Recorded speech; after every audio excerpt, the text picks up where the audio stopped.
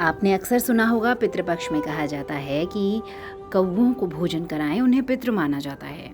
आमतौर पे लोग कौवों की आवाज़ से परेशान रहते हैं, इन्हें भगाते हैं, लेकिन पितृपक्ष ऐसा है जिसमें कौवों को बुलाकर उन्हें खाना खिलाया जाता है। लोग चाहते हैं कि कौवे उनका खाना खा लें। आपके मन में ये ख्याल नहीं आता कि आखिर क्यों पितृपक्ष में कौवों को पितृ कहा गया है? आज आपको यही बताएंगे। आप देख रहे हैं वैदिक टीवी और मैं हूं आपके साथ मेघा। राधे राधे। सनातन परंपरा में पितृपक्ष का महत्व बहुत ज़्यादा है। मान्यता है पितृपक्ष के इन 15-16 दिनों में पितृ धरती पर आते हैं। पितृ आपके पूर्वज होते हैं, आपके माँ बाप, आपके दादा दादी, नाना नानी, परिवार का कोई भी सदस्य जो मर गया है वो सब पितृ बन जाते हैं। साथ ही इस दौरान वो धरती पर आकर अपना आशीर्वाद देते हैं। पितृपक्ष का महत्व इसलिए भी ज्यादा है क्योंकि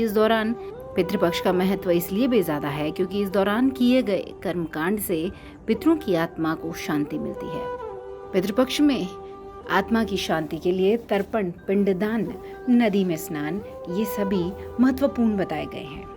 और इसके अलावा पितरों को भोजन करने का भी विधान है और इसके अलावा पितरों के लिए भोजन निकालने का भी विधान है और उस भोजन को कौवों को खिलाने की परंपरा है।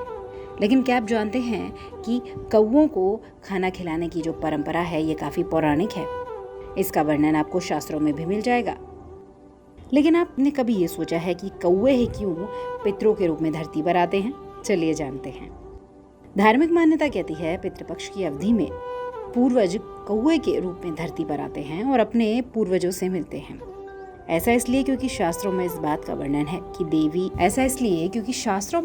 वर्णन है कि जब अमृत मंथन हो रहा था उसमें से जो अमृत निकला था वो देवताओं के साथ साथ कौवे ने भी चख लिया था, जिसके बाद से ये मान्यता प्रचलित है कि इस पक्षी की मृत्यु कभी नहीं होगी। साथ ही ऐसा भी कहते हैं कौवे के साथ भविष्य में होने वाली घटनाओं को जोड़ भी दिया जाता है।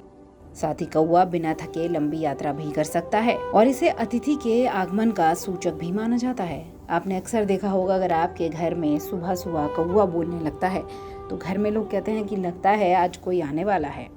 इन्हीं विशेष कारणों की वजह से किसी की भी आत्मा कौवे के शरीर में वास करके कहीं पर भी आ जा सकती है।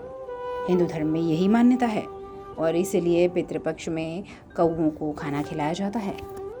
शास्त्र कहते हैं कि किसी भी व्यक्ति की मृत्यु के बाद उसका श्राद्ध किया जाना अनिवार्य है। तर्पण तथा पिंडदान जैसे कर्म करने से पितृ और पूर्वजों की आत्मा को शांति मिलती है और उन्हें मोक्ष की प्राप्ति होती है। ऐसा भी कहते हैं जो लोग पितृपक्ष में तर्पण नहीं करते उनके पूर्वजों की आत्मा इधर उधर भटकती है और उन्हें मृत्यु लोक से मुक्ति नहीं मिल पाती। धरती को मृत्यु लोक कहा जाता है। ये जानकारी अब तक विभिन्न आलेखों द्वारा पहुंचाई गई है। चैनल इस वीडियो में बताई गई बातों की सत्यता की पुष्टि नहीं कर सकता। ये जानकारी आपकी सूचना के लिए दी गई है। वैदिक टीवी में अभी के लिए इतना ही। राधे राधे।